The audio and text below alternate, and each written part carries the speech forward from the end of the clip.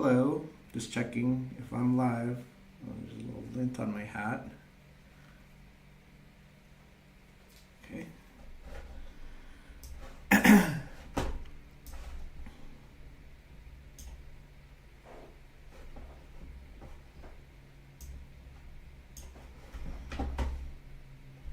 Okay, let's see.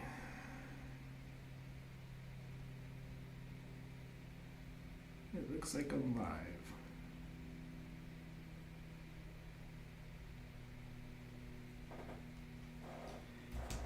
Can everyone hear me okay? There's no one on here, so it doesn't matter. Okay. So let's get started on this. Let's transfer this to... There we go. Almost there.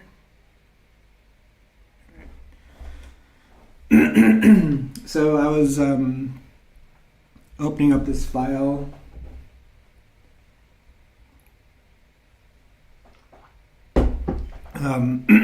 to reference these Fergs, and I noticed I didn't finish this painting, so I'm gonna finish this up real fast. Oops. Before we begin in earnest. Okay.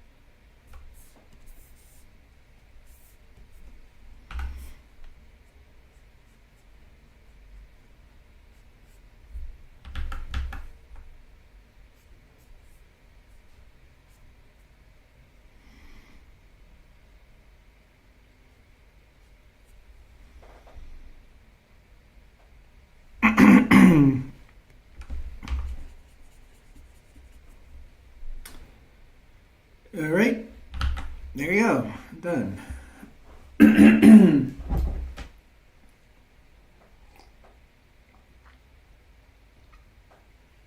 I really like how this painting kind of came out.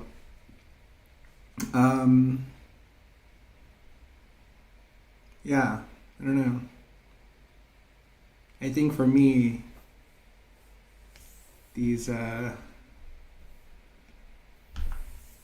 guys here, oops, these guys here are the main characters. All right. All right. So what do we want to do? Do we want to... I'll just take this skin tone.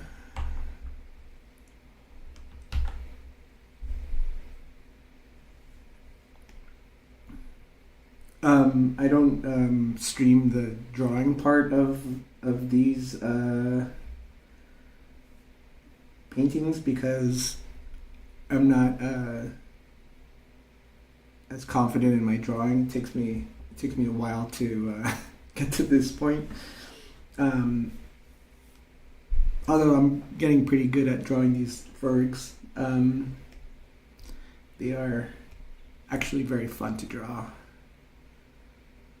But they're still evolving.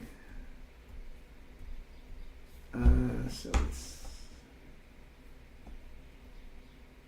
scary. Okay, so let's consolidate this.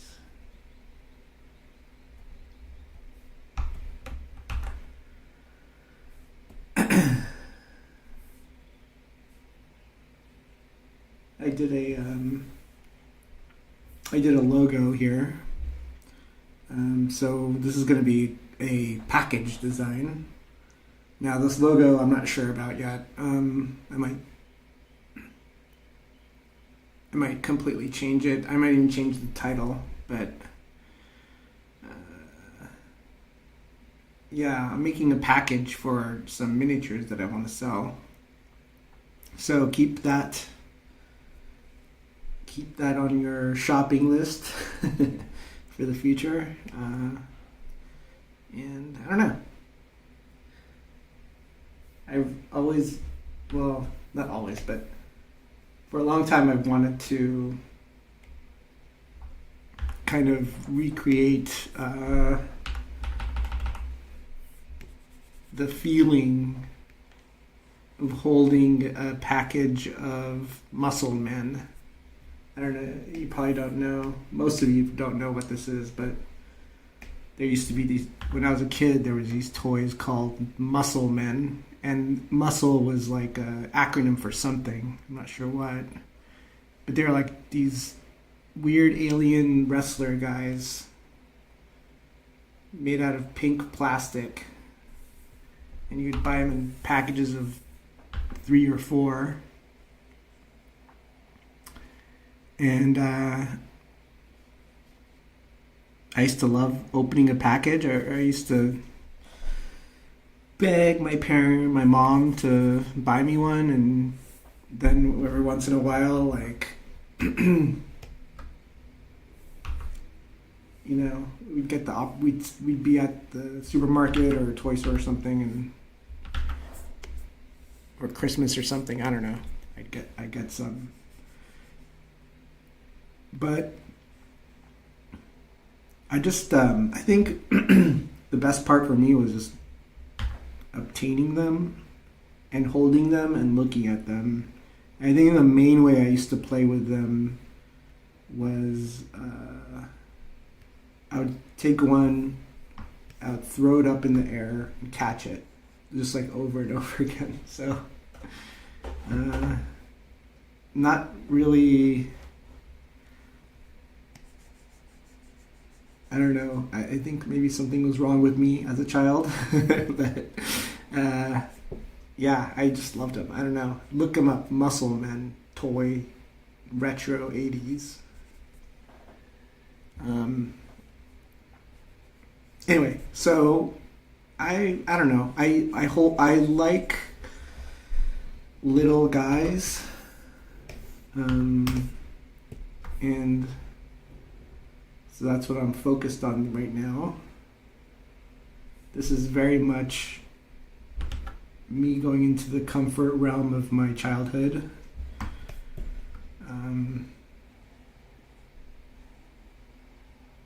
I think that over the years, as I've gone through therapy and dealt with some stuff, I can now look back on my childhood and remember the fun parts, you know.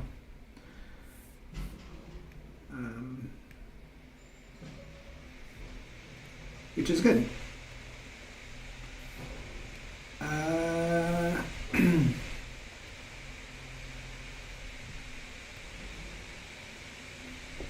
think a lot of us are stuck in the moment of our lives where we felt the most free and the most uninhibited to love ourselves and the things we were doing.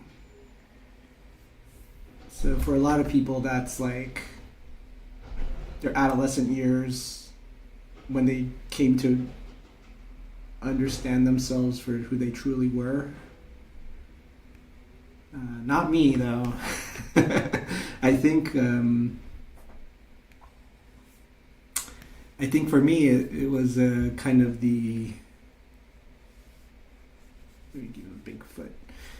It was the preteen years.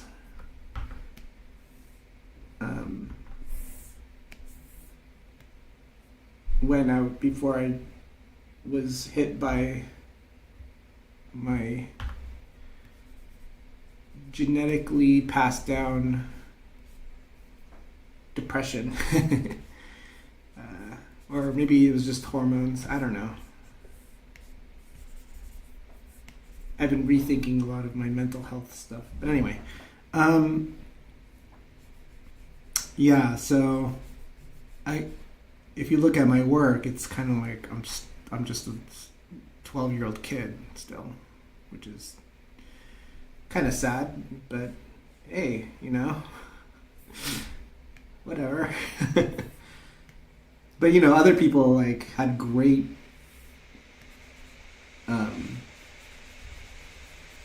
times when they were like in their 20s and teens, going out and drinking or going out and listening to music and doing fun stuff, and so they get stuck in that and they wear band shirts for the rest of their lives,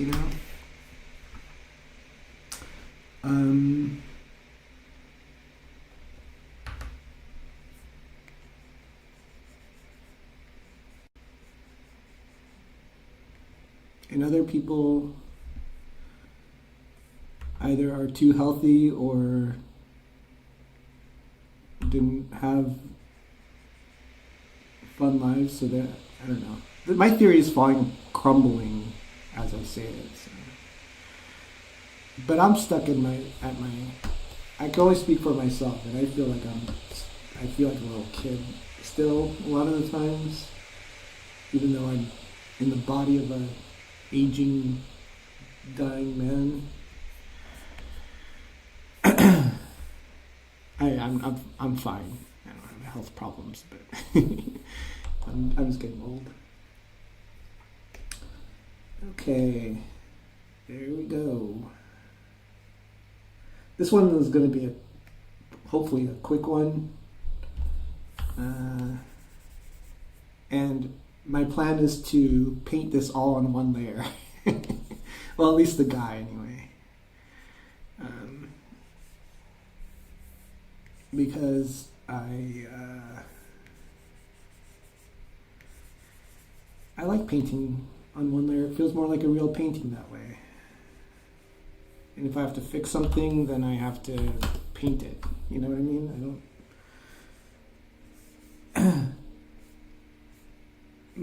My big thing for digital painting is use as few fancy adjustment layers, what are these things, as I can. Never use filters, obviously, and approach it as analog, in an analog way as possible. And that is just basically for joy purposes. Ooh, getting a little lag there. I do this as an expression of joy. So, because if I do it solely for, I don't know, work purposes, then I will probably burn out. So I guess a little bit of insight as to how I work, and I don't know if there's anyone on here, but people have been watching these videos later, which is cool. So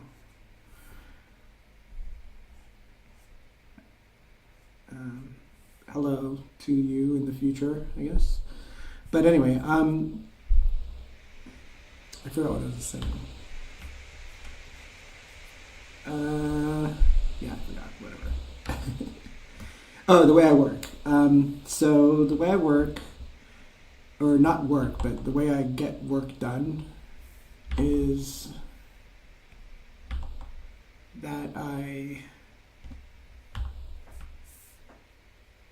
will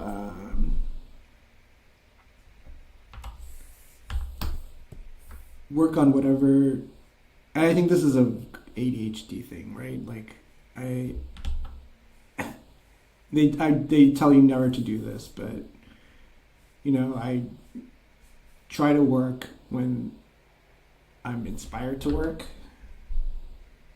and you're supposed to not do that. You're supposed to kind of treat it's kind of like exercising. You do it even if you don't feel like doing it. That's how you get better.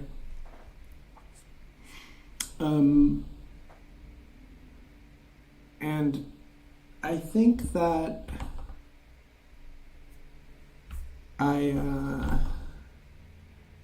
I didn't realize that, or no one told me I had to do that, so I just did stuff when I could, mentally.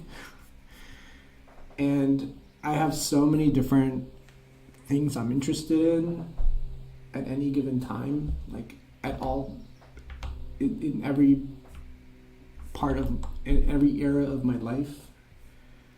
I'm always like torn in like 5 directions on stuff I'm into. So I figured I'll just like I could either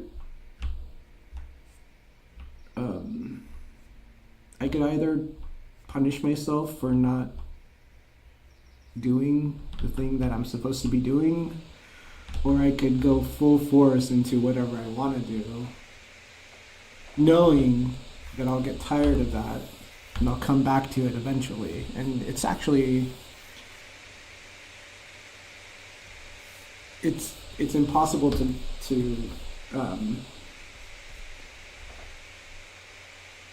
I'm talking really bad right now, but it's impossible to at the time like be like, hey, this is productive. But stepping back and looking back on my life and all the different things I've done, I think it's been to my benefit. I mean, not obviously it would be nice to be able to focus on one thing and get things done. Like one of my main problems is I really struggled with getting things done. But I do a lot of different things. I have a lot of different skills and tools I could use. I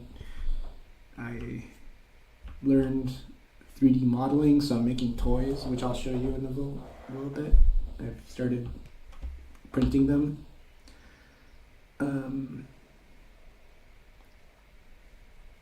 And I learned graphic design. I've written some.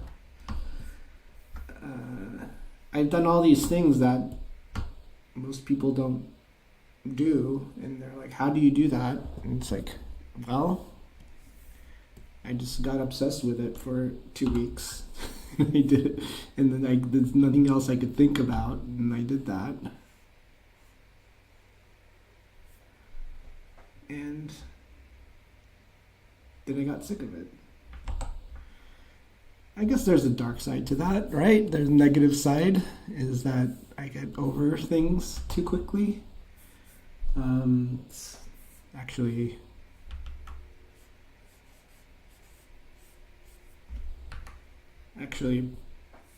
a big problem for me, but what can you do?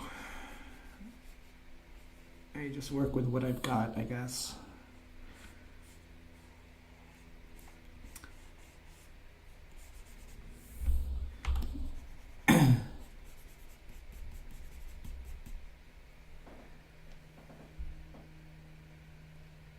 Oh, hey Daniel.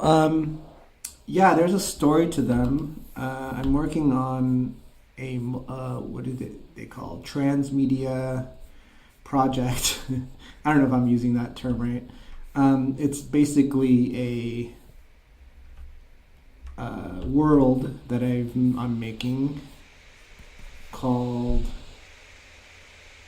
This is not necessarily the final name, but it's Ferg. It's like a planet of little guys, but primarily these frog guys. And most of it is covered with a mechanical kind of sci-fi style labyrinth made out of uh, I guess some sort of concrete stone-like material. And most of the labyrinth is kind of broken down and overgrown with plant life and or submerged underwater.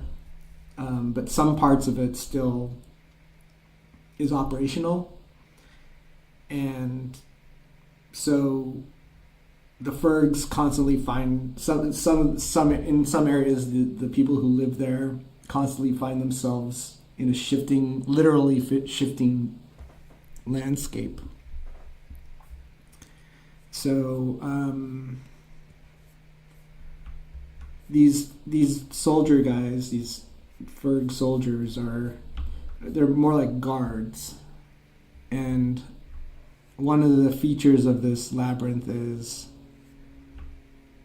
things only shift around when no one's looking. So they constantly have people keeping watch.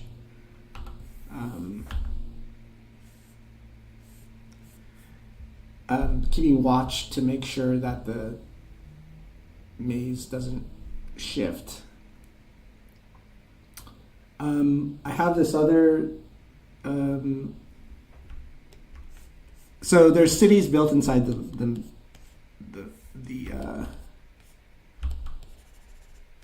inside the maze, and I have other regions that I'm thinking of.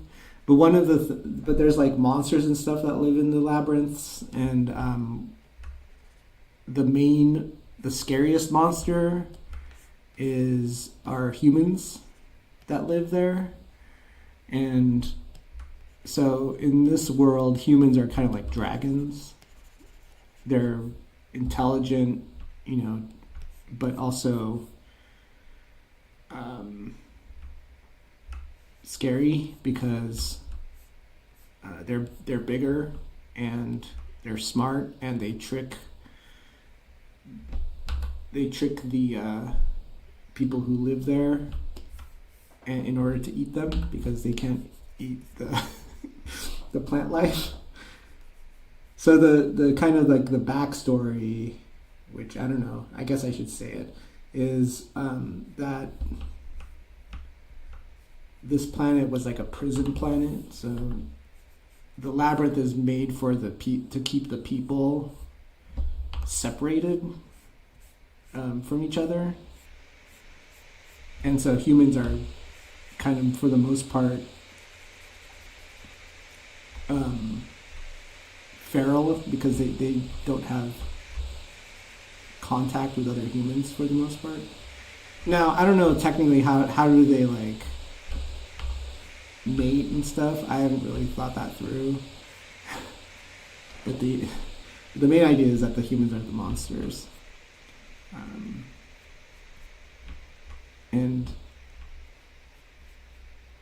But I didn't want to make the story about humans, like.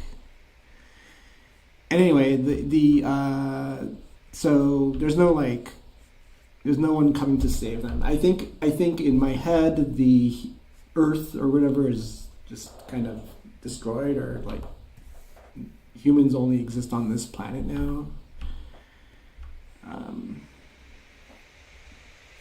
But the other creatures or the other people who live here they're all little, or I guess they're normal size compared to each other. But these guys, I think I picture them as like being like 2 feet tall.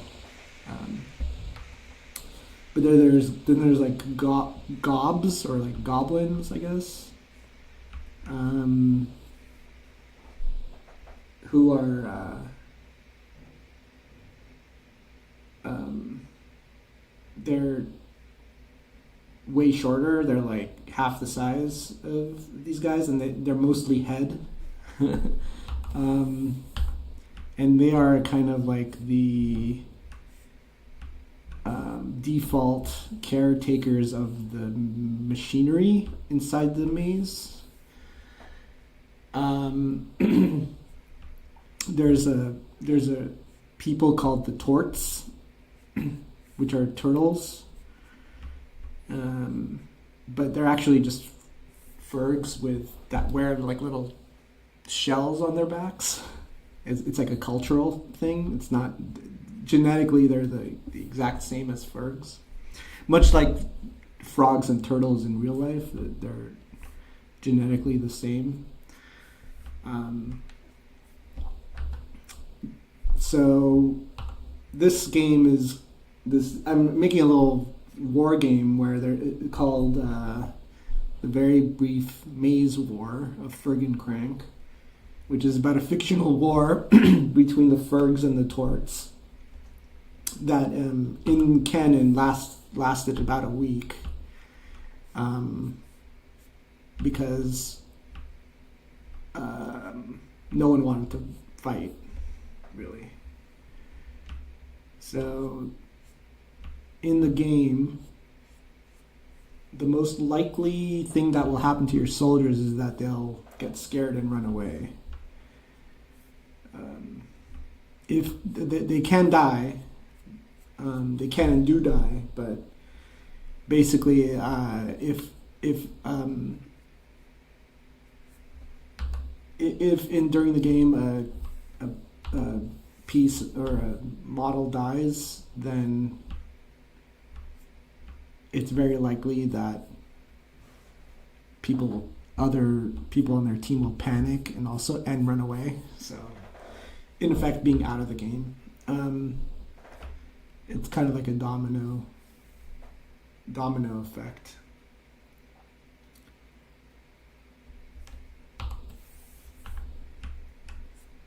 So yeah, that's the basic story of these soldiers. I have another story idea I'm working on as an animated short that takes place in a completely different region of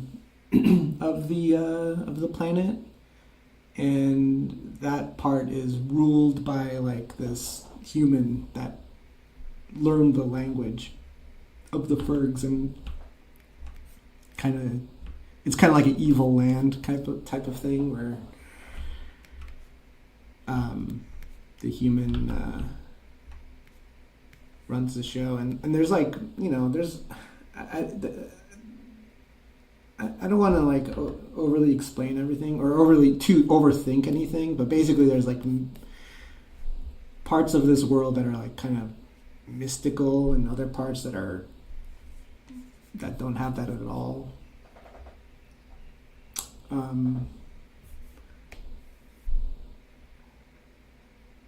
Yeah.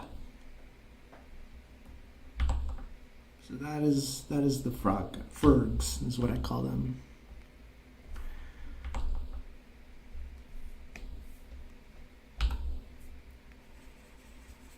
I started on these guys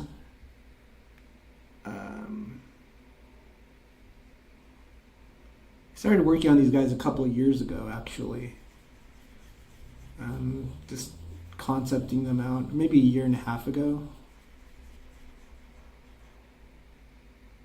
Sometime in 2024, I think. No, it was while I was working on Golden Axe. So, was that 2024? That would have made it the summer of 2024. Or maybe the winter or spring. I don't know. But then I noticed that like all my friends were doing stuff with frogs. Which made me want to quit, but I realized that that's kind of like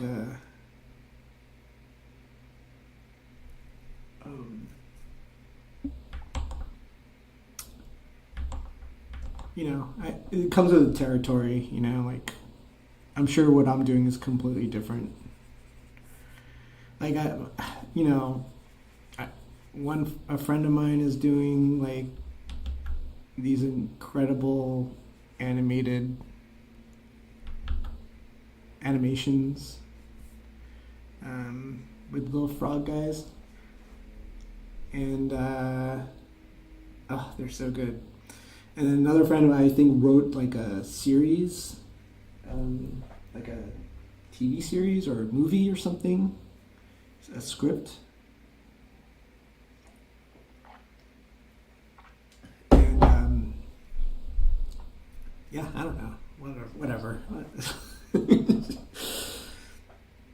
Their stuff will probably get done, but I'm streaming mine, so you could see that like I have kind of my own ideas. It's funny because I made thanks, Daniel.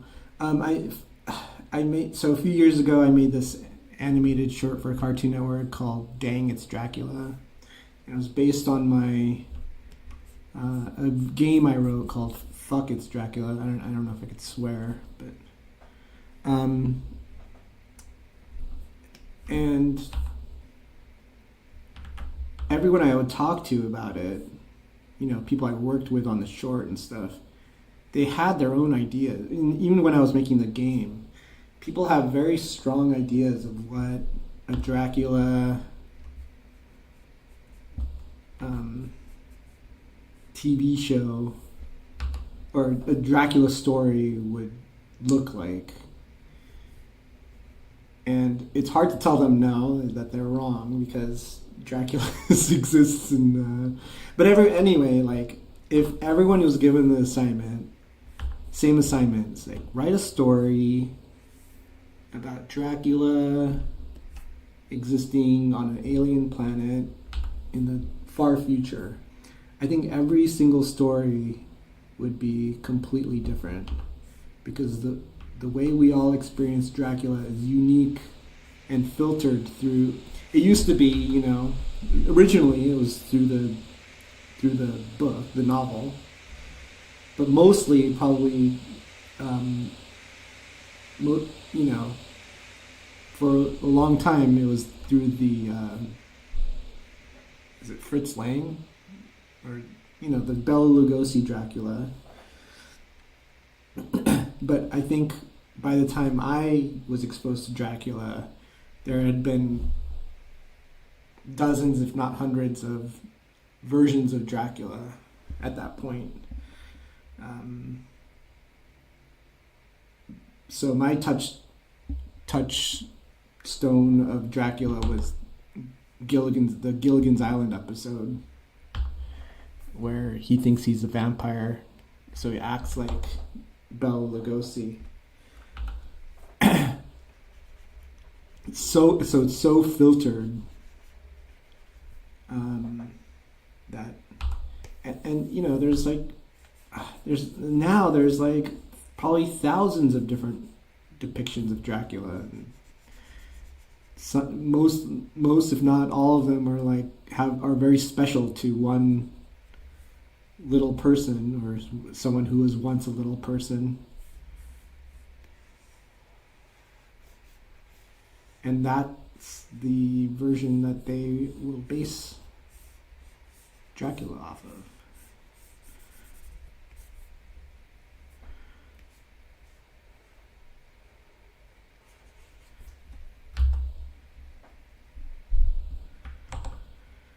Okay. So it's nice when you kind of have the local colors figured out beforehand.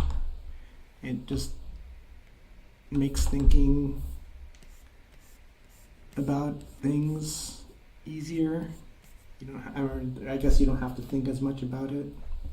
So I could just fill stuff in and then worry about lighting conditions and stuff later on.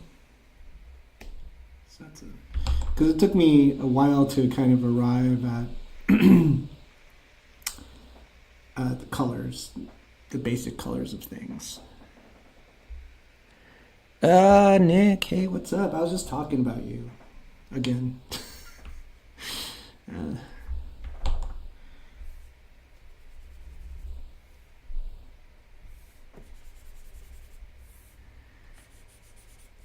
yeah, so it's nice when I've got the colors picked out for me. This is the point at which I usually will turn on like a TV show and just go on automatic pilot while I drop everything in.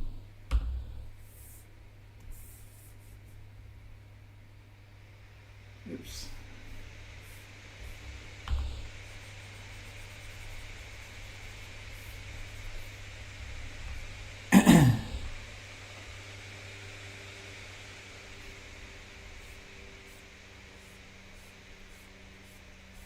Nick, what are you doing? Are you working on work? Is that still happening?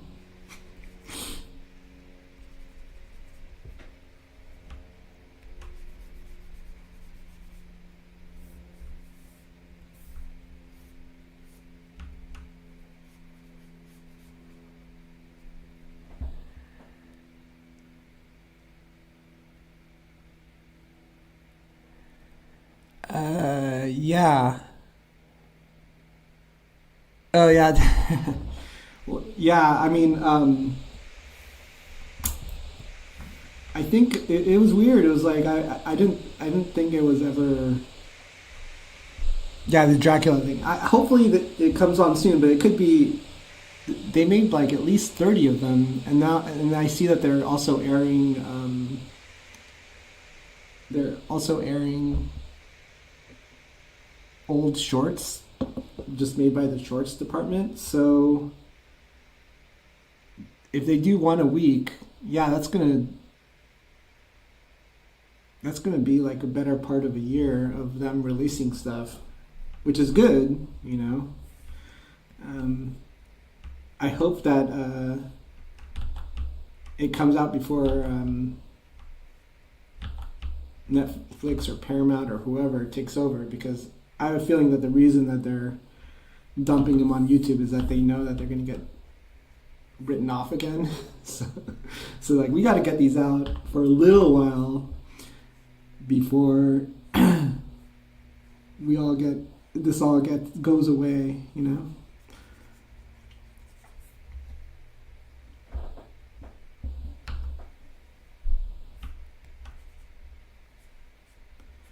But yeah, I was like really nervous for a while because yeah, if it was originally Fuck It's Dracula, and I didn't want to get in trouble for like basically ripping myself off uh, legally, I guess. But my lawyer said that it would be fine. Um, but for a while, it's available online. It's on my HIO page. It's like a one-page game, role-playing game, and people have played it on actual play streams. My favorite one was a podcast called One Shot. They played it, and it was really funny, and they kind of got the setting really well. Um,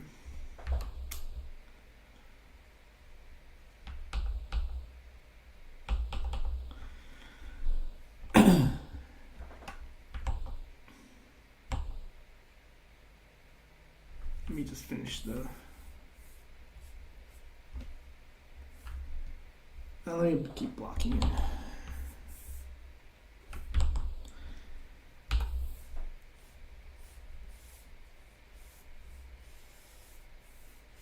These guns are based on Mosin Nagant's, for the gun people out there, which is no one, I guess. Nah. I live in America. People love guns. It's a bolt action rifle. They used it I think during both world wars. I think it's Russian. I'm not sure. I don't know anything about guns. Everything I know about guns is through video games. So.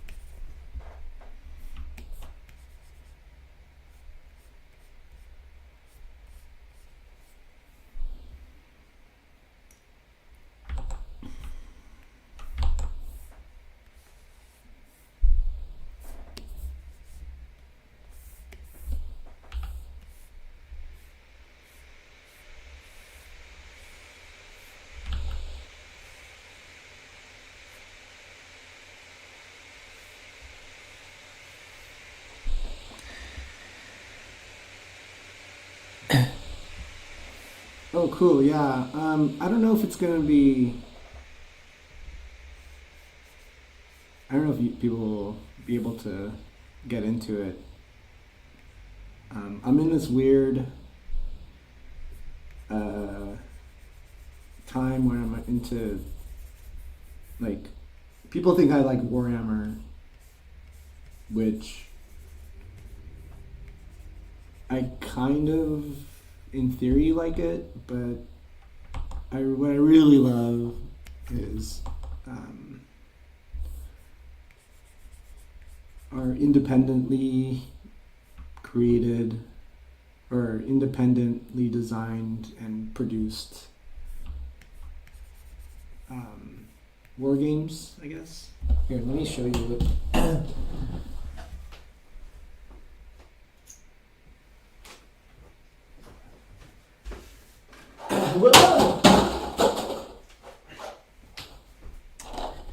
So this is a. I'll switch to the large here. All right. So this is a mock-up of the package, I guess, of the toys I want to sell. This what I'm doing now will replace this art here.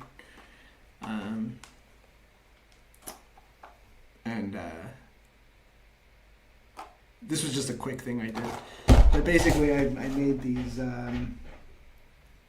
These are the little guys. Here's one. So I 3D sculpted this and printed it. So they're like little soldiers. Here's their boss. It's dressed like a Boy Scout leader, I guess. It's hard to see. It's because it's not painted. It's got a little. God, I hate this. He's got a little knife behind him. I don't know. Can you see it? God, they make it look so easy on TikTok. All right, you can't. Anyway, there you go. So he's got a little hat.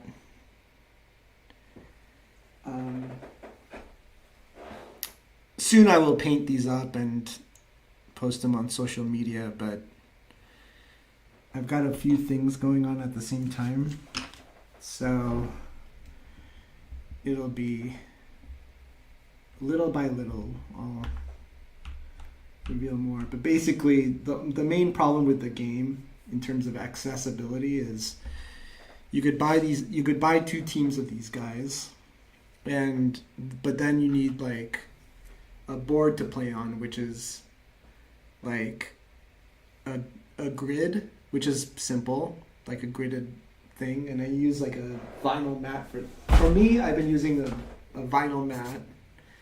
This side is hexes, but the other side has squares, so you use the square side. And then the hard part is in my game. I don't know what I mean. I can't think of an alternate way to do this, but you need these 2-inch blocks, which are cheap on Amazon.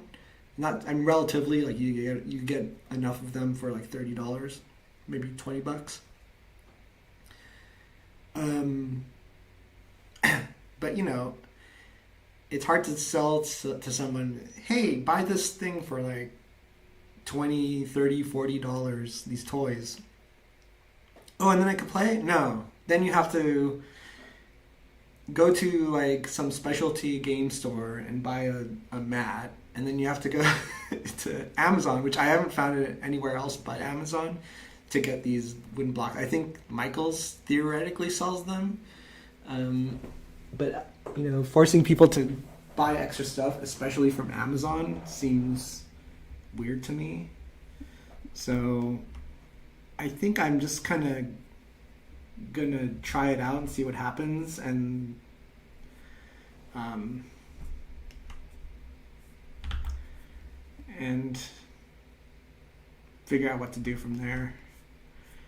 But I think right now, thanks, Daniel. I think right now I just want to get that feeling of those that when I was a kid, of those muscle men toys, which I was talking to myself about earlier.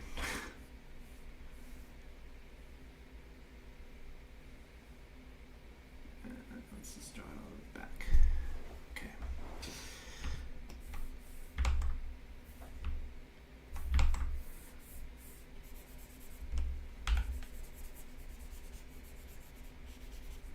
Let's make this a reddish hue.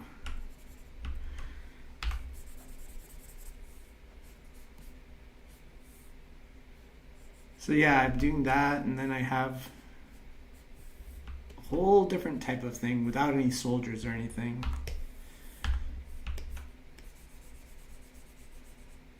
And I have a script written for it and everything, and I started storyboarding it, but we'll see what happens with that project.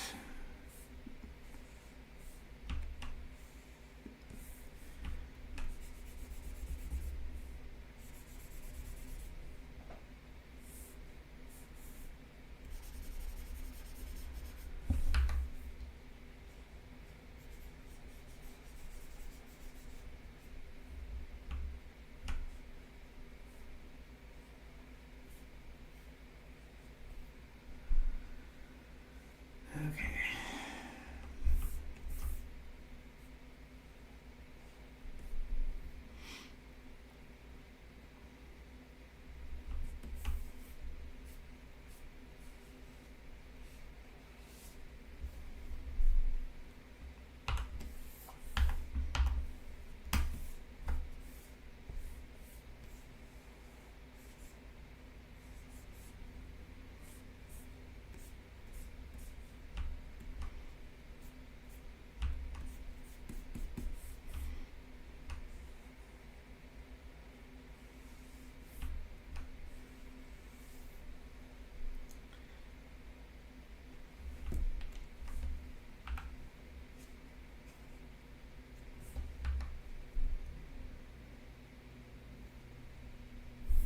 I think I could probably pinpoint when I came up with the idea for these, because they kind of emerged from a joke drawing I made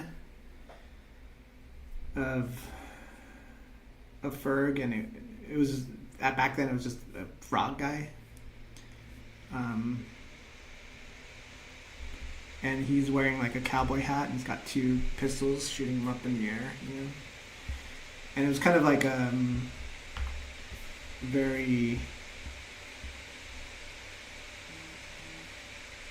loose drawing, very no attention spent on drawing it well. It was just kind of like whatever, and I really liked how it looked. So it was like the first drawing I did in a long time where I felt free. I think that I have these conflicting parts of myself where one wants to make it craft wise as perfect as I can. But then the other side of me, which I feel like is the more creative side, just wants to make something different and weird, or something that is just different from everything else I've seen, you know, or maybe is a good synthesis of everything I've seen.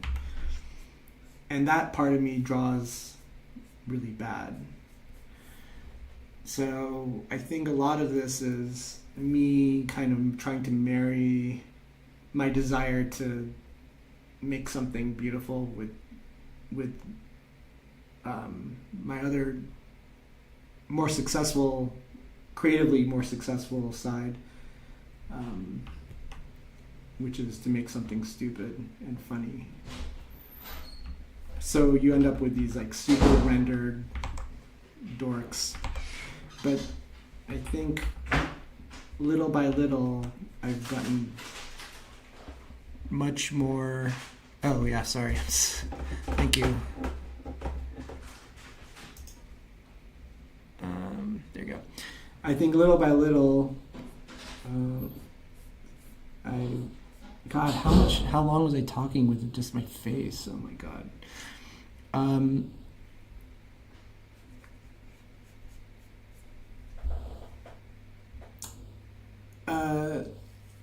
You know, the drawing is kind of coming back, and I'm doing these like this elegant leg or whatever. I don't know, but I don't mind that. I actually like that because the drawing still feels free to me, you know.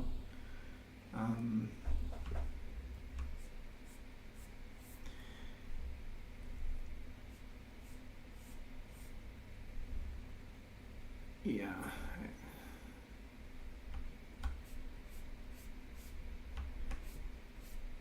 But everything, I mean, so financially, I've been much more better off doing these kind of rendered painting, this rendered painting style. But I could never ever reach my own imagined success, creative success with stuff like this. There's always stuff that could be improved, or something that's not as good as something someone else did. Whereas projects like Fuck It's Dracula as opposed to Dang It's Dracula, like that is just completely knocked out. And those are the stuff that I've kind of been more happy with in terms of creativity, I guess.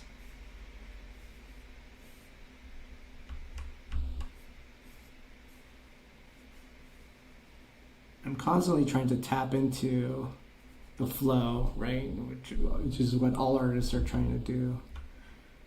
And I feel like it's something that becomes harder and harder as you get older, unless you come up with your own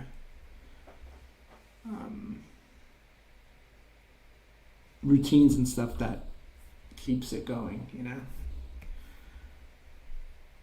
Okay, so this edge is like, I need to start turning off the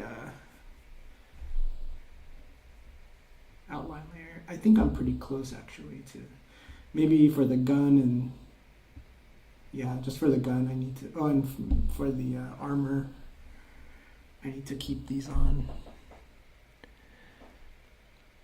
Yeah.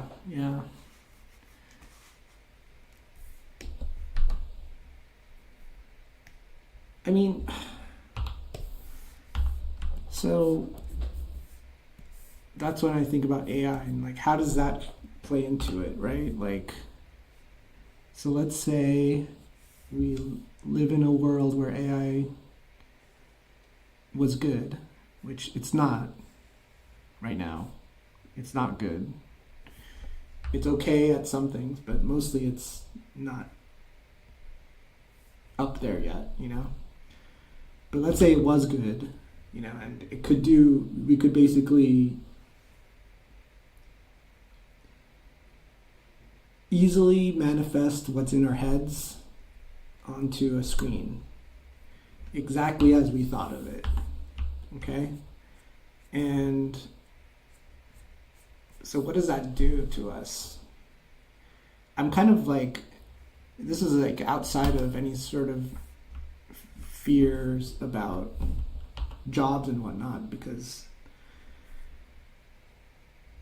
jobs are going, whether AI exists or not, you know, it's like we live in a world where art is not valued, and they're going to do it. If AI doesn't work out, they're going to think of another. I kind of, my theory is that NFTs were a way to destroy artists, like a conspiracy. This is a not very well thought out conspiracy theory of mine, but so I don't know. But anyway, forget about that. Let's say there's a perfect AI, and it just creates what we want to make. Like, we don't have to struggle anymore. And I think a lot of people will still, there'll be a lot of people who still don't want to use it and don't use it, and there will be great craftsmen and stuff like that, and artists, you know, that just still paint by hand and don't do all that stuff.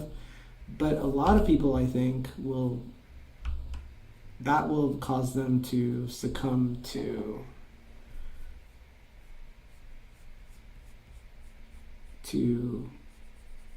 giving up art, like, or they'll give it up very slow, in a very, you know, slow and organic way, right?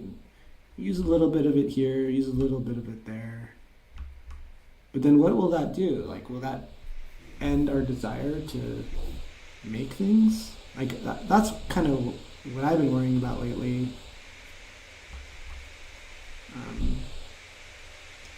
Is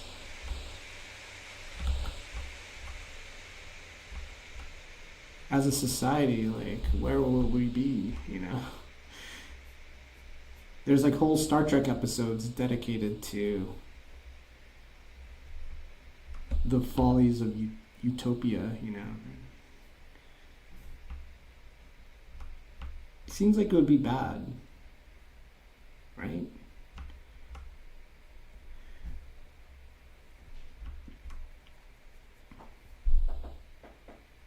I was watching a YouTube video about the economic aspects of AI, and this guy was like a LLM skeptic. He's like a scientist. He was saying how it's limited, and, you know, all the stuff you've heard of.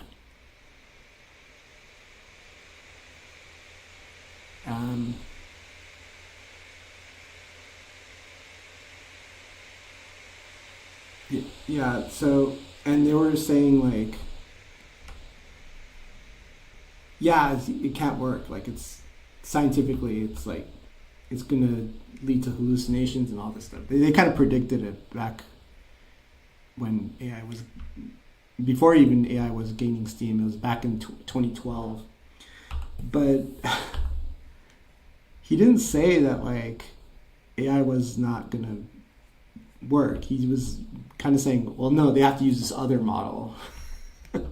So I think what we will experience a crash when investors get tired of giving that guy billions of dollar cash infusions, you know. But then it's going to come back. It's going to come back as this new AI.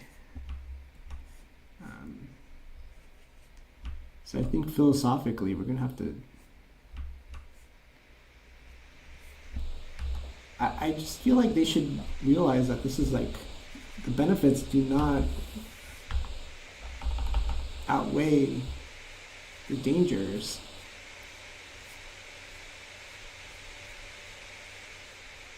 I don't get it. But yeah, the difference of what's in your head to what actually gets made. I think AI does replicate that very well, actually, but in a bad way. Uh, but I know what you're saying. Like is the process the magic part of it? I think that yeah, that's for me for sure. But I think that people don't have a grasp of what being an artist means. Just like they don't, I you know, I think people's imaginations are limited. They think of an act, like for example, they think of a movie star, and the image that comes to their mind is someone who's dressed up really well at a event, like the Oscars or something, or movie premiere, or maybe even they think of someone on the set. But when the majority of their lives is just like they're in their sweatpants, just like everyone else. So I think that's what people imagine artists as, like people who are making stuff, but they don't really see the whole picture of the suffering, like the normal lives we lead, and our insecurities and all the boring stuff that contributes to our art.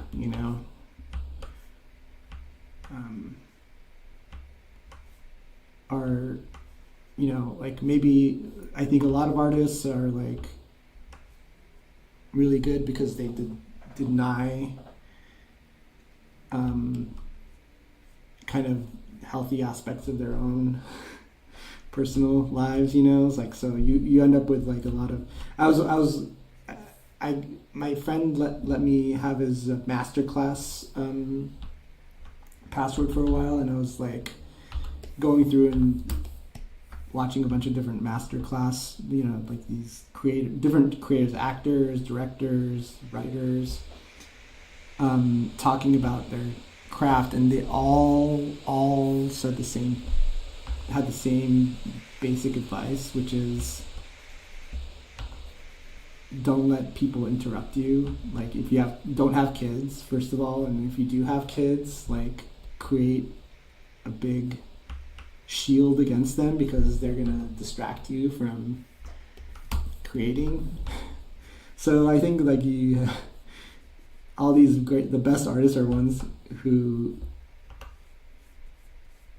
can kind of become like lock themselves up and like separate themselves out from the rest of society in order to get anything done, which is not how we picture artists, right? We picture artists as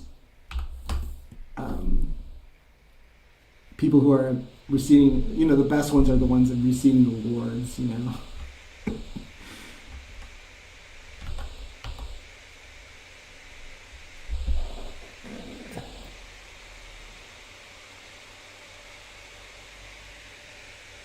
That's good to hear, Daniel. Yeah, I mean, I do. I think I feel the same way. I've been feeling much more eager to support fellow artists and things like that. When I was young, in my early 20s, I used to go to art gallery shows a lot, and it kind of didn't matter. I mean, usually the art was kind of like, I don't want to say bad, but not to my taste. But it was fun to see. It was fun to go because it was just like a gathering of other artists, and people who appreciated the art. And I miss the proliferation of bad art being on display. Like it seems like all those boutique art galleries are now gone. um, and people just want like, because people filter all that stuff out in their social media, and also people don't go out anymore, me included. I just miss bad art. I miss seeing so much bad art, and like it's funny because like I almost like looking at for social media stuff. I kind of love seeing new artists, people who are just kind of like starting to figure things out.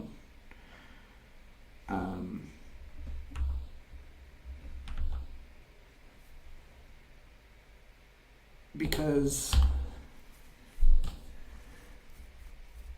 I could kind of imagine where they might go, in the future. But sometimes they're so early in their careers or their hobby or whatever you call it, that they're still doing the basics, and it's like it's just really incredible to just like see someone else going through that. I don't know. But yeah, I love. I have gotten a much bigger appreciation. I'm gonna try something here.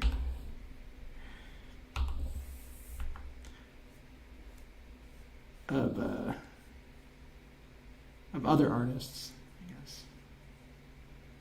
At the same time, social media is such a nightmare that I no longer will click like on anything, even if I love it. I mean, I have to kind of force myself to do it because I've been I've been kind of trained in this ever since Elon Musk showed up. It's like I kind of realize how much we're all being monitored and stuff. So I don't want to feed the algorithm in any way, even though just simply by like looking down at my phone, I'm feeding the algorithm. So it's just weird. Social media has definitely changed for me.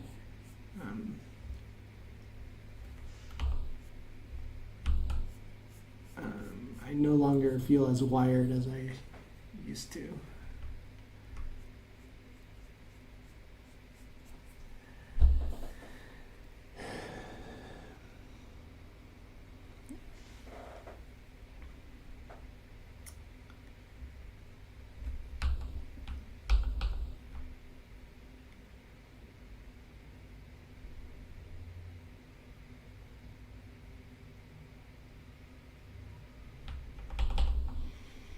Okay, what is this? Let's do the armor. Ugh, this one, it's kind of a hassle. The armor part is kind of a pain in the butt. I'm gonna go on a new layer. And I think this time I took care to kind of map out the links because I had to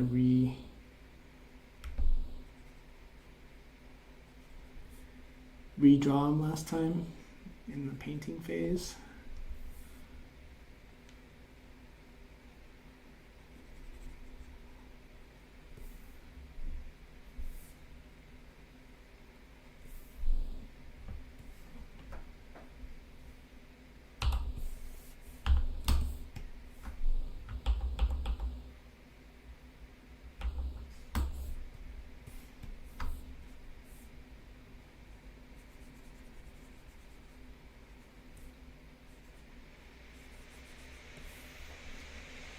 So I'm pretty proud.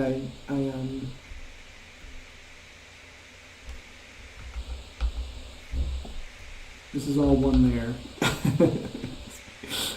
I like to to me, this is shows commitment, to what I'm doing. Um, but I had to create a new layer because I'm heading into uncertain waters, I guess. Let's just call it.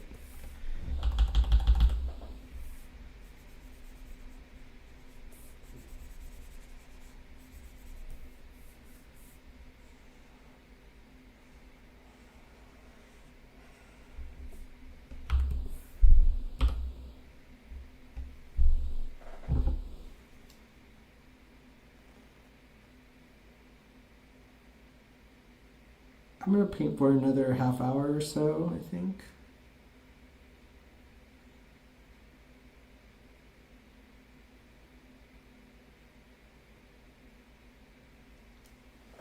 Just checking my email.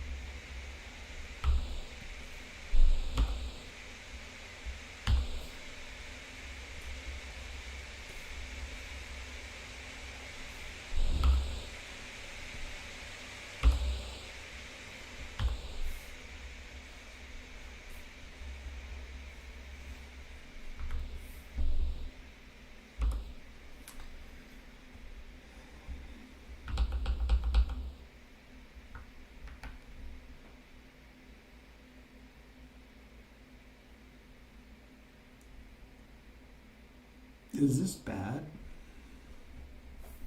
That's what I'm thinking right now.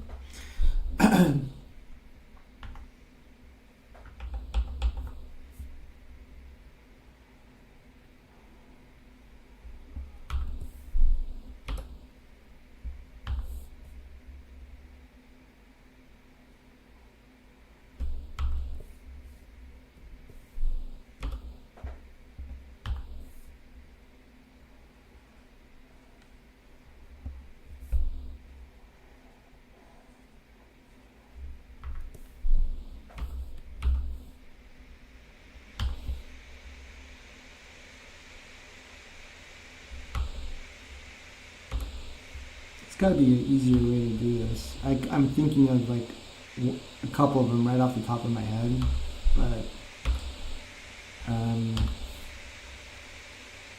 my brain will not allow me to change what I'm doing.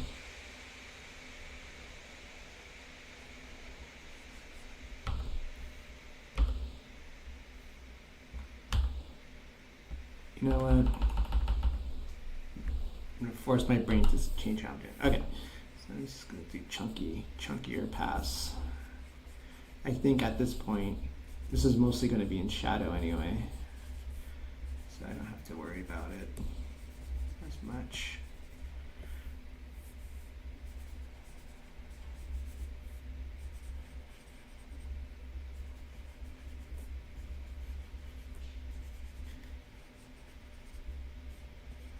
Part of it is the brush I'm using too is very hairy. It took me a little bit to get used to this brush, but now I can't not use it anymore. It's like my favorite brush. I used it on Adventure Time, and just the amount of different things you can do with just one brush is Okay. It has this weird feature where there's always a line on top. If you do a horizontal line, there's that little, this part here. But it's kind of something that it's like, well, I'm used to it. And it's very fuzzy for small details. So. I usually rather than making my brush super small and doing to do thin details, I'll just have a normal size and just go with a light pressure, It's hard to do that with this one though, because it gets kind of fuzzy very quickly. So I have to go back in and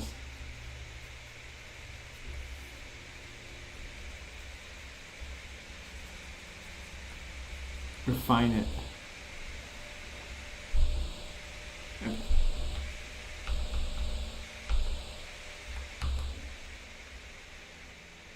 Okay, so I'm gonna make a new layer. I'm just gonna color over everything.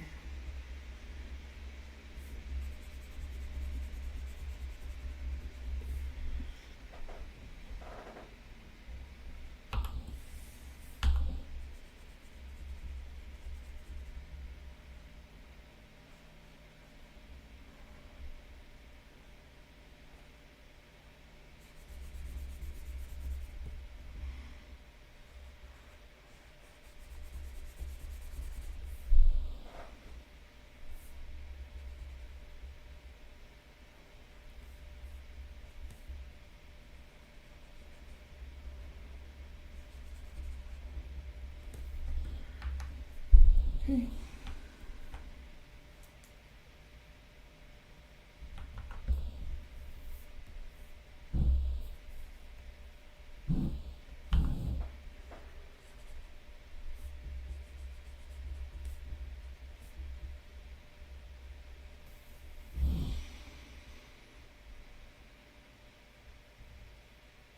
Okay.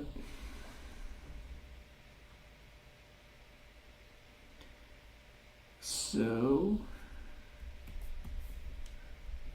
what am I doing? Yeah. So I have that. I'm just gonna go in with this softy.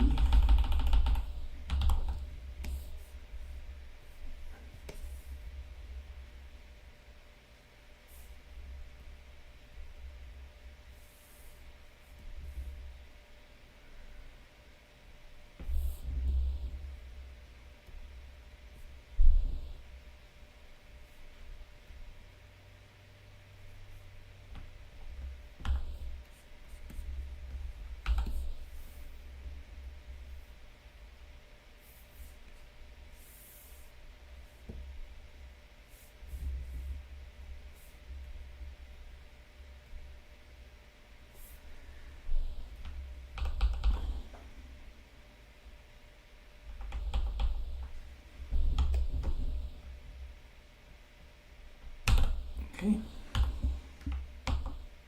Oh, well, what did I do? Oh, I know what I did. Okay, let's undo.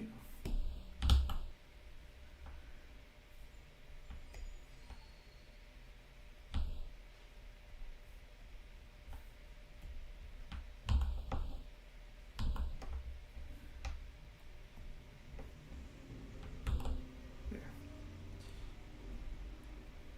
Cool, so now that's all in one layer.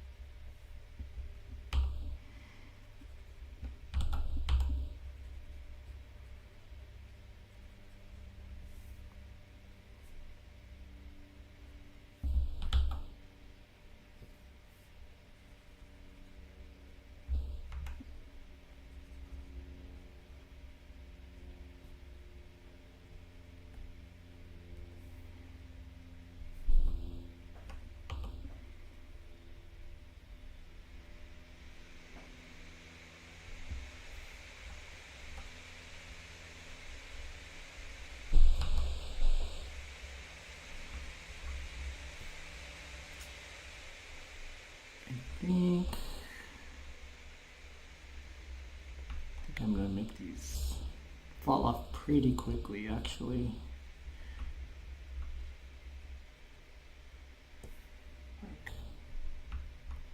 Yeah, maybe on this side of the, maybe this is as far as the light is coming. That's even too much, actually. I know, I'll just do like I'll catch it on the,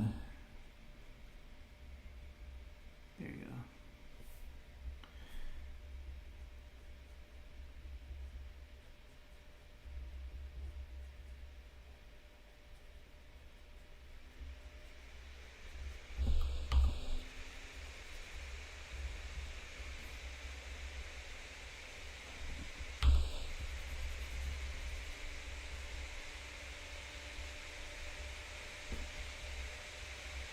Because I do want there to be a shadow of the strap. So shadow doesn't work unless there's light on the other side of it.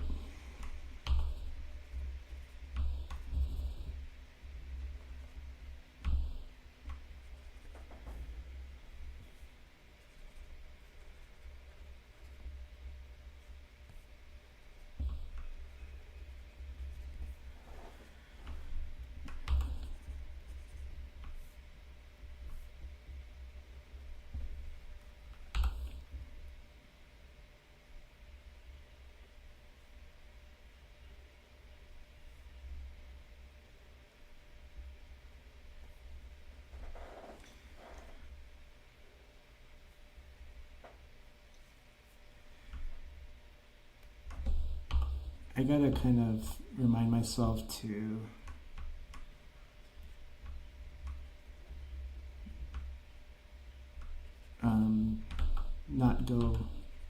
not worry about making these too tight.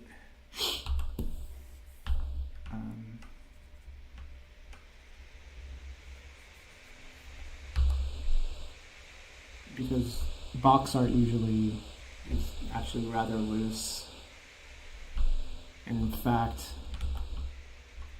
this part can, a big part of this could probably just flatten out.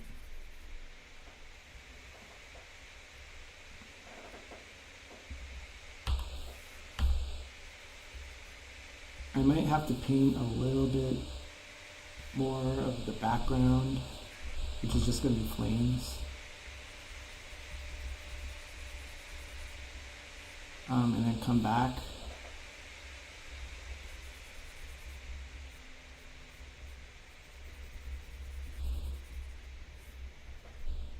With reflected light.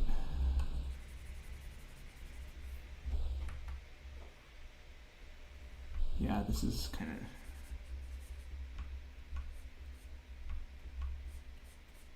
there you go.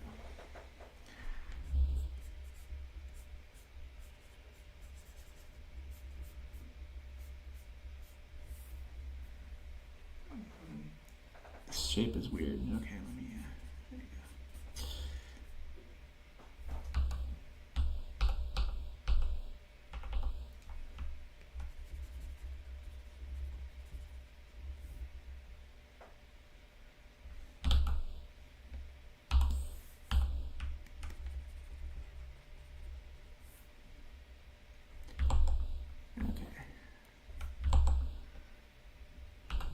So let me just come here and do that. And then take this.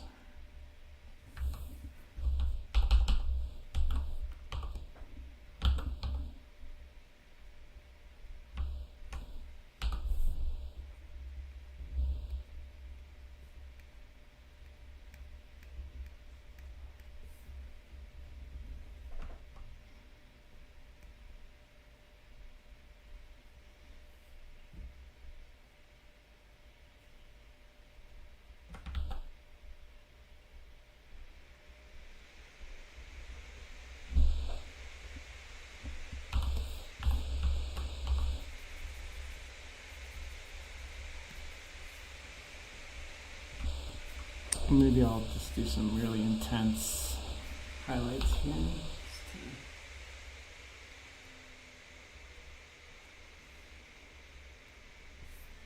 Alright, now that's gonna work.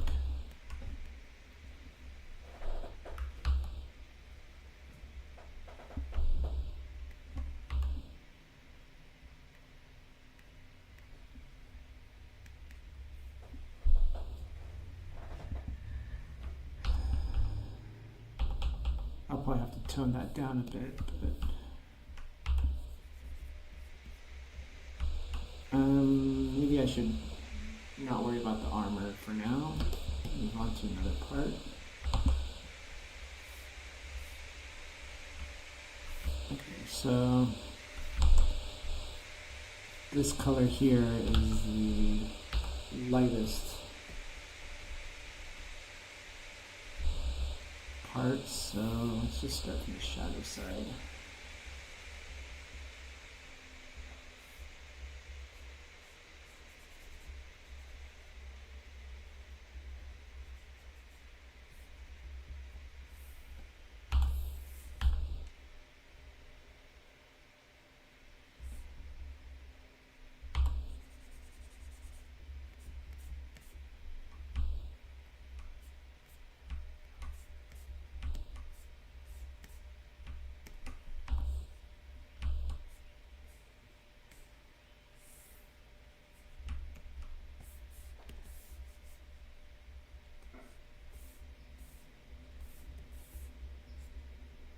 So I haven't been streaming as much lately because, well, first I was moving on to different projects. I was working on the sculpts for my toys.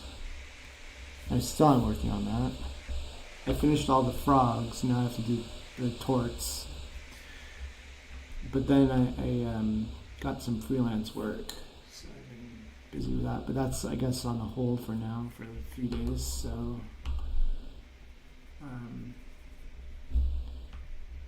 I've been wanting to jump back onto this for a while, but at least do this little painting. So I'm gonna do this one. I'm gonna do one with the torts. I'm gonna have 2 packages for that.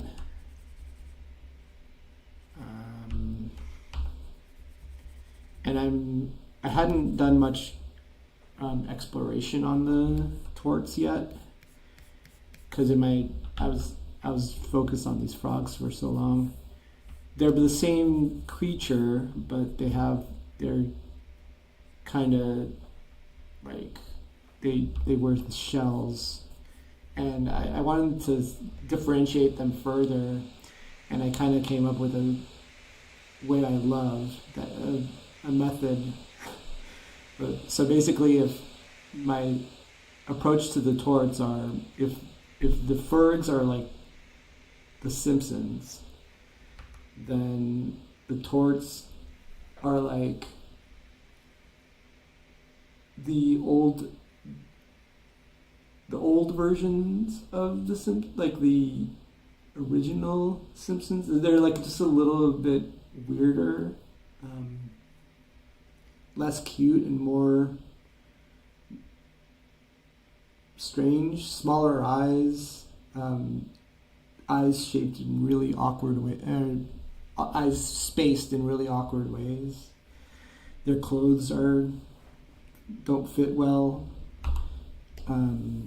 They wear my favorite article of clothing, style of clothing, which is cut-off jeans. They're like Shelbyville Simpsons. Everything is just kind of a little bit worse. But I think you guys are going to like it. Okay, the question is, do I just guess on this? Here, I have a picture of the gun. Here, let's see. It's hard to tell from this angle, but I don't want to get too finicky with the gun, so I'm just gonna say these are sights. This is where the bullets go in, and then back here is the handle to load the bullets. Okay, let's just do it.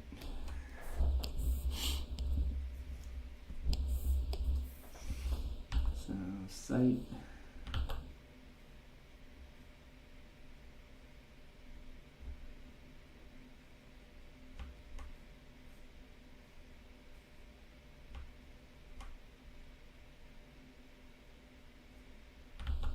So this is the slot where the cartridge goes in.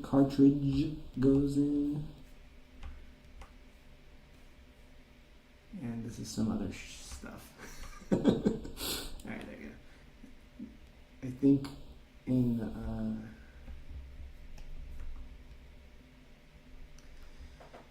I think that I forgot what I was going to say.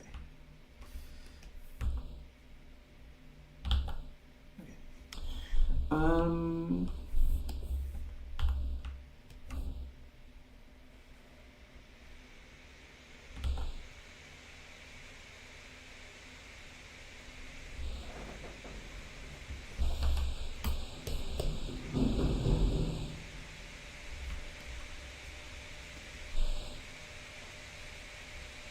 crap. I messed up.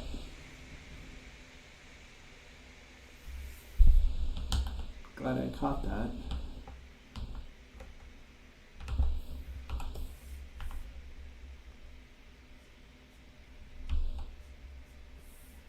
Has this ever happened to you? Okay. I think this needs to be a darker, richer brown.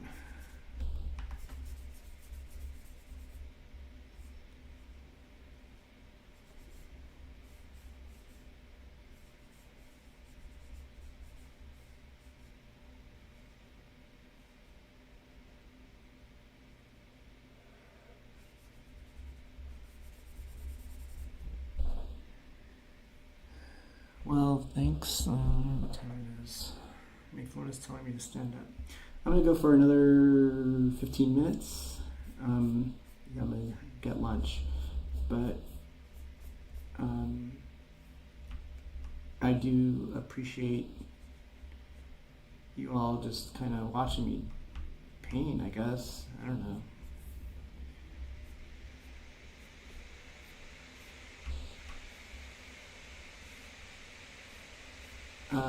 Even with my friends, this is kind of like something I wish we could just. This is like, I feel like the real me, I guess, when I'm doing this stuff. Like when I'm working is when I feel like I'm my real self. Is that weird to say? Like I like not working too, but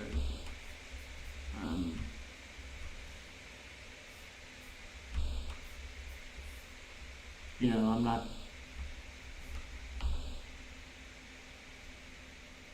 I don't know what I meant by that, but maybe you all can relate. But it's such a lonely act to create something, especially painting, you know. So it's nice to imagine people with me. Even though I'm not, even though if you were company, I'd be very rude to be doing this, but.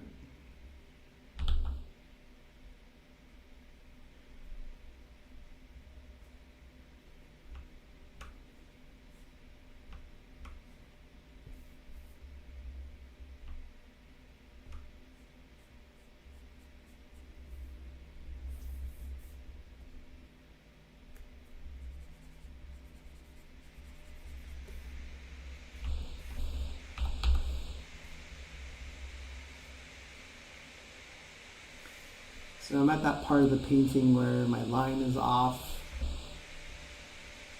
and I'm not grabbing colors from the other painting anymore. Now I'm just grabbing colors from elsewhere in the painting. And it's kind of, in my imagination, this is where everything is kind of coalescing.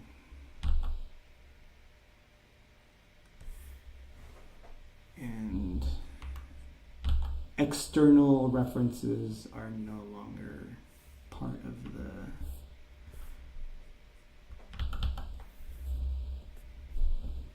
are no longer a factor, right? This is coming all from the work itself. I don't know if that makes sense.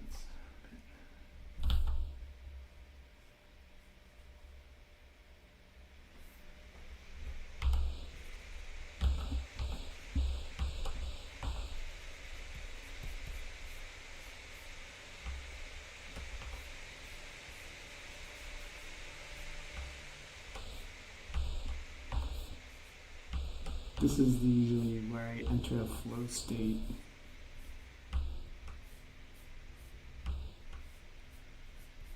Where all considerations are instinctual. I just rely on what I already know. And usually this is where I wish I was using real paint. Because it feels good when you're digital painting too, but like something about having a palette of just all your colors and seeing your painting on the palette and then on the canvas or board or whatever. It's just such a indescribable feeling. Like magic. It feels like you're creating something out of magic. But it's really hard to get there for me.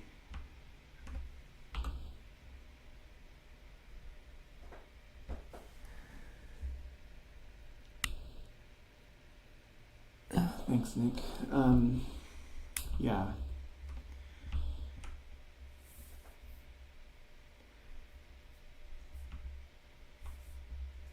I watch a lot of movies and TV shows while I work. But if you ask me what some of the characters look like, I couldn't tell you. Because I'm mostly listening. And then you kind of, sometimes you look up to catch a reference of what people are talking about, you know? And it's amazing what the mind feels. But I feel like if you told the directors that, if I told that to a director, they would be mad at me. And they would say, that's what's wrong with your generation.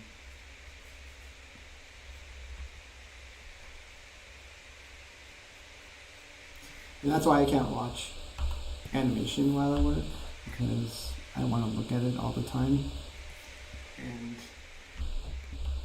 I can't really appreciate. So some things I cannot watch while I work. Last night I tried to turn on Predator, the new Predator movie, and it looked so cool that I had to turn it off because I wanted to give it my full attention.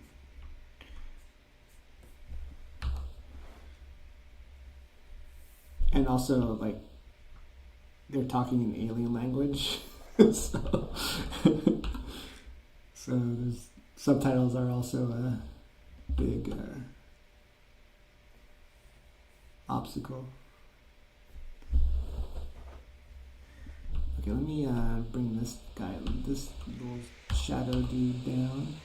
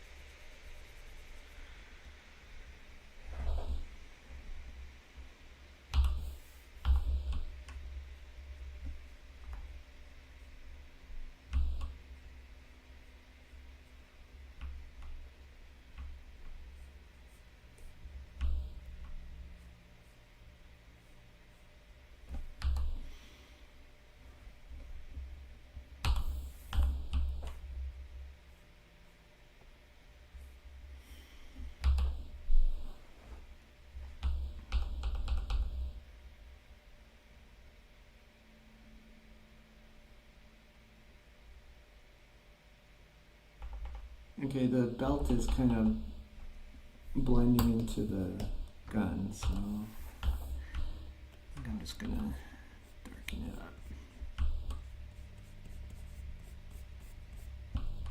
Let's fuse all this together. Oh wait, that's on a different layer, okay. And then I guess I'll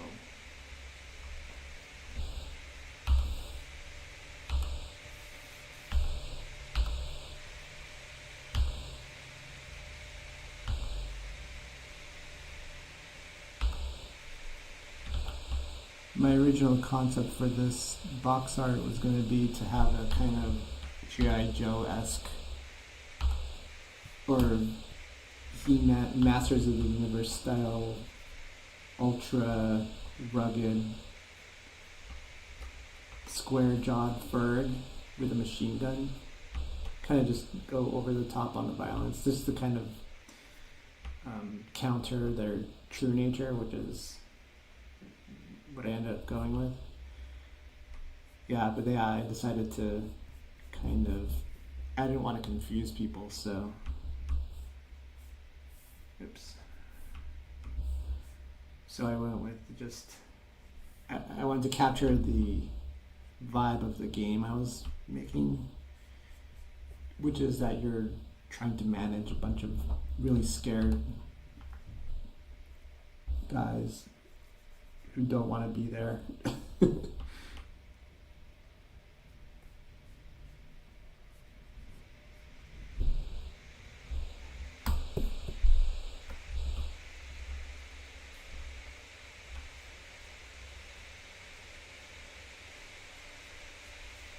I just had a memory of my mom who died when she was 65, which is uncomfortably approaching for me. But it was after her ALS had kind of caught hold of her. No, it was before it had caught hold, but it was but she still could talk and move a little bit, so anyways, it was a tough time, but and even in good times my mom was kind of like, she didn't have much of a sense of humor. I guess you could say she didn't find things as amusing, but she was watching TV and this commercial for, I think it was Wiener Schnitzel, came on, and it was like this hot dog man running, like he's like, yeah, I don't know if you remember those commercials, but it was like this little hot dog man, and he's like running away because everyone wants to eat him. She loved that. She thought that was the most hilarious thing. And it was like one of the few times I saw her laugh, you know, especially in her later years.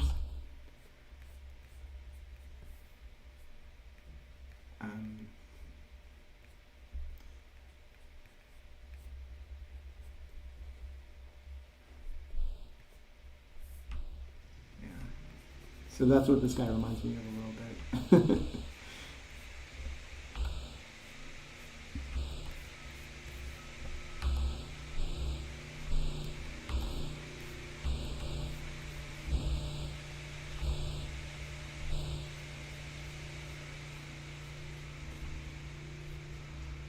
Okay. Let's go dark. Oh crap, I did it again.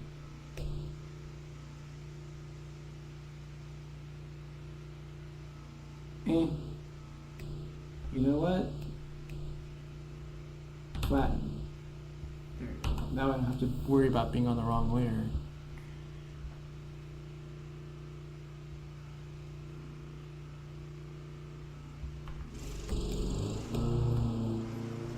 Oh, the gardeners are here. Good.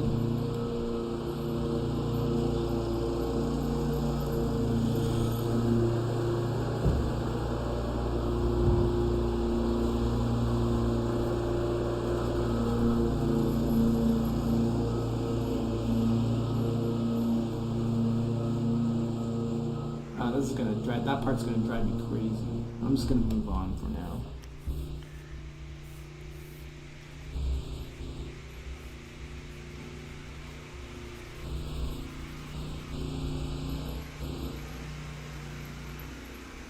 Oh geez, I gotta figure out the my microphone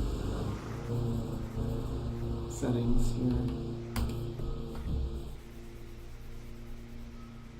Yeah, I need a better computer.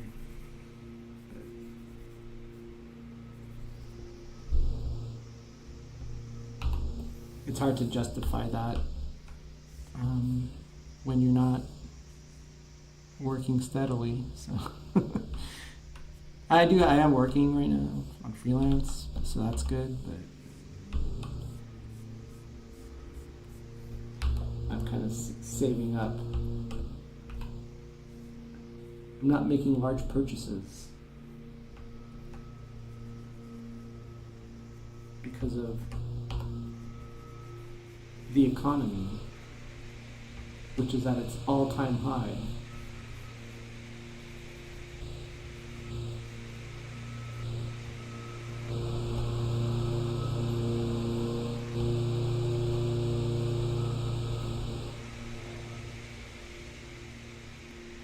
How does your computer run Photoshop even? Like, if it's 12 years old? Like, I had to get a new, or I had to stop using my Mac because Adobe would no longer support it. I couldn't upgrade to a newer version of Mac OS because my computer was too old. And Adobe no longer supported anything that didn't use the current OS. So it was like, if you want to work, you have to get a different computer.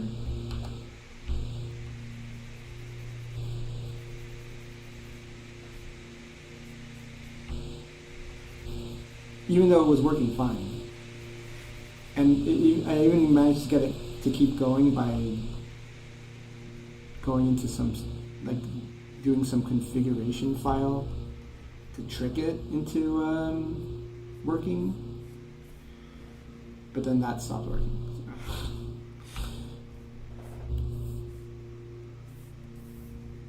Yeah, I don't mind a little fan noise, it still does the job. I guess. But for my streaming career, that's going to be, I have to have perfect sound. So I could get that Squarespace money.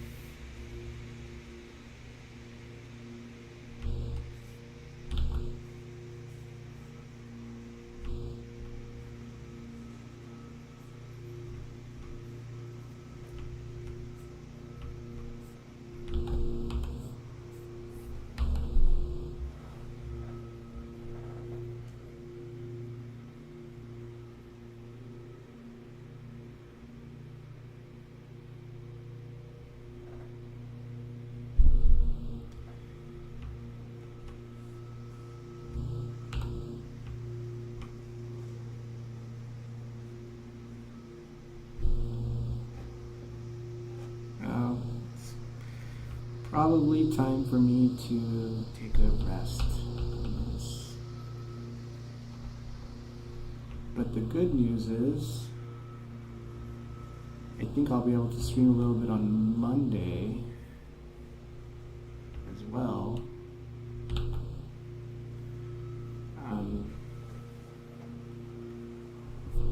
Because I don't think I'm going to have any work until Wednesday at the earliest.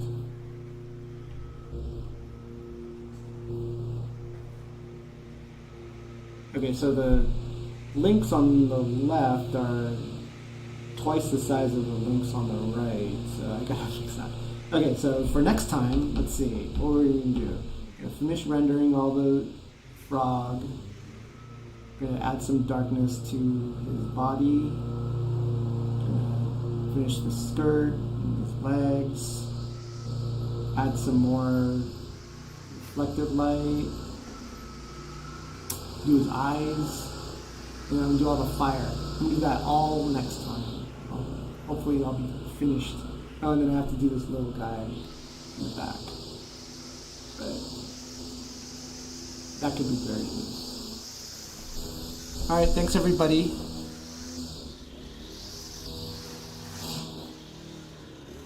Man, I hope we get a season 2. I hope. I don't know. We'll see. Nothing's getting season 2. Okay, yeah. Thanks for hanging out with me.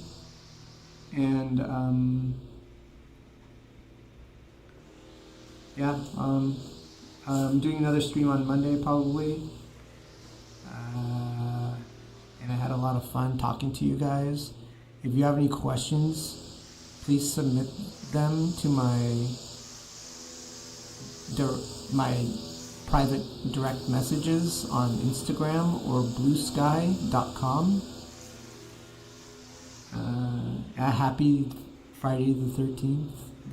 Don't get too scared. Don't walk under any ladders. Yeah, see you guys.